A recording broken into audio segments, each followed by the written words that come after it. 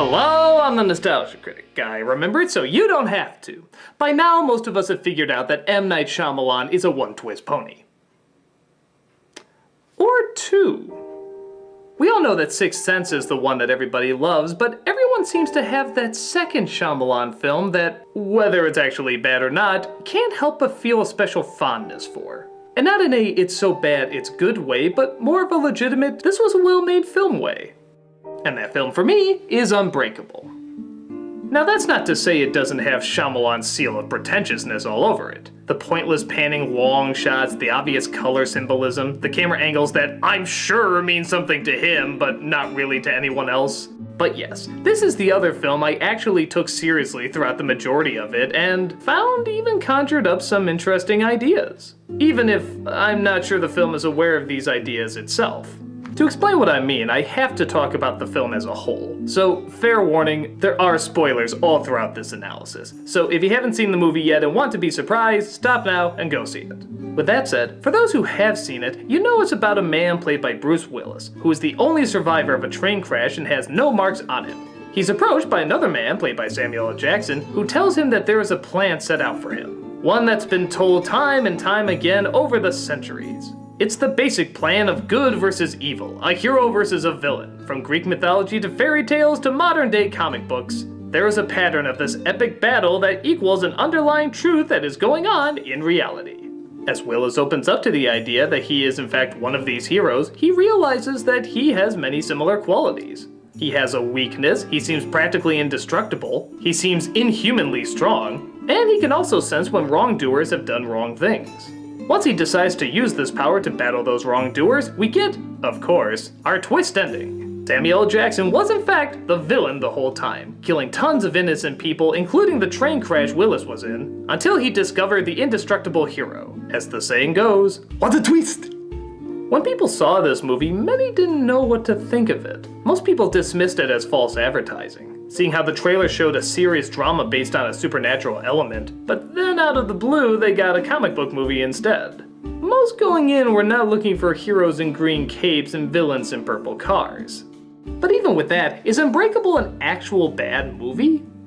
It still has the drawn-out dialogue and slow-moving pace that most Shyamalan films have, but I feel there's something a little deeper that can be taken out of it. The ending particularly seems to make or break the film for a lot of people. Some say it wasn't needed, others say it's what gave the film its purpose. Watching it again, I felt like there was a really great idea in it that maybe the film itself didn't realize was there. What's the theme of the film? As well as really the theme of any Shyamalan film. That there's a great plan and everything that happens for a reason. Been there, done that. But this film, whether it realizes it or not, gives a very cryptic and uncomfortable angle to it. Jackson, throughout most of the film, is not the bad guy. He's born with a disease where his bones easily break, which has led to a life of misery and pain. All he wants to do is belong. He wants to fit into something that has greater meaning so that he no longer feels worthless. When his revelation of life having a great plan is discovered, he realizes he is meant to be the bad guy, and forever give purpose to those who discover they're meant to be heroes. Yeah, a lot of people may see it as just a basic good versus evil story, but in my opinion, this is a kinda creepy idea. So many people lean towards the comforting and nurturing prospects of everything having a point, that the universe has a grand plan for us. But this film gives off the vibe that it's actually not such a good thing.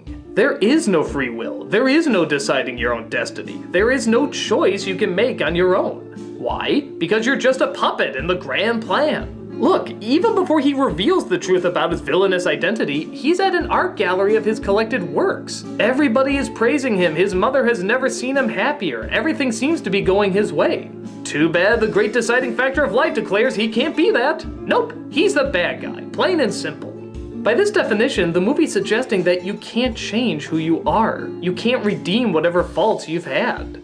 If you're destined to become a villain, one way or another, that's what you will become. What an absolutely horrifying notion. It's great for the hero and all the people who are saved by him or her, but what about the people who don't want to be mean? Or how about the poor victims who are just pawns in their battle? I've known so many people who look up to so many films about there being a predestined plan that will always work out in the end. And there's nothing wrong with that. If that's your belief, you can of course choose to take comfort in it as much as you want. But film is also about different points of view, and this one is so rarely seen. At least in terms of movies. The idea of predestined life, which is all part of the grand plan, can be the death of conscious choice. It just makes us chess pieces, characters in somebody else's story that we can't change. And rather than finding comfort in this film actually finds it disturbing. Again, I can't think of that many films that have actually taken that angle. Now with that said, is this most likely what Shyamalan had in mind? I have no idea. His other films, like Signs for example, seem to indicate that life is best if you just trust the grand plan and totally give yourself to it. So it's totally possible this is all just a coincidence. But even if it was, these ideas can still be suggested. As I said before, an artist's take on their own work doesn't have to be your take on it. For me, Unbreakable is an almost uplifting film that's shattered by a disturbing message that enforces the importance of free will. It's a point of view that's not often seen in mainstream movies and one that hasn't been told in such a unique way. Now, if you don't see that in its message and are still turned off by the other Shyamalan-isms, I'm not gonna act like I don't understand. It's all there, it is kinda silly. You could definitely see the beginnings of many cliches that Shyamalan would use over and over and over. But perhaps something can be read into it that even the filmmakers themselves didn't plan. Maybe there can be something very different of value from a director who has turned out so little of it in the past. I'm not gonna act like this is any grand masterpiece, but it's given enough food for thought that I'm glad I watched it. It questioned an outlook not many movies question and opened up a point of view that some of us had never really considered. I doubt we'll be praising it in the future as one of the greats, but with every other Shyamalan film being so obvious and blunt in its messages, it's nice to finally have one that can be a little open to interpretation. Life having a grand plan can be very comforting, but it can also be very scary. It's an interesting take that definitely got a lot of minds thinking and a lot of conversations going. And any film that does that can't be all bad.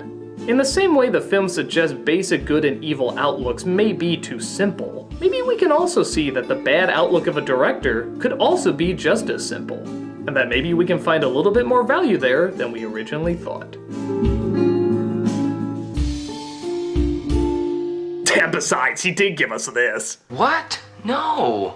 I will never get tired of that. I'm the Nostalgia Critic guy, remember it, so you don't have to.